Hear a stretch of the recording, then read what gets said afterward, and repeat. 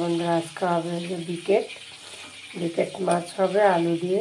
এই যে দেখুন, এই যে ভাজা বসিয়ে দিয়েছি আমি মাছ,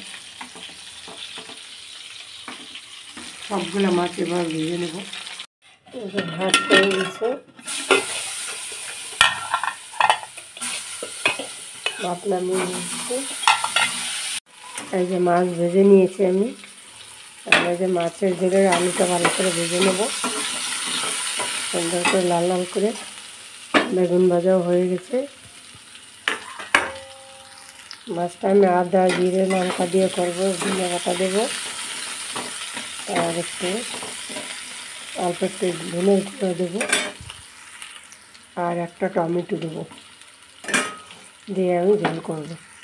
আমাদের বাড়িতে মাছের ঝোলে টমেটো একটু কম দেওয়া হয়, আর মিষ্টিটা আমার বড়ের জন্য, উনি পছন্দ করেন না বেশি, গাছটা আমি দেবো। আর এদিকে আমি যে চা বসিয়ে দিয়েছি, আর এদিকে কষানো হয়ে গেছে, ভালো হয়ে গেলে কষানো হয়ে গেছে। এখন আমি ঝোল দিয়ে দেবো। ঝোলটা ফুটে গেছে, এখন আমি এই সব মাছগুলো দিয়ে দেবো। এই যে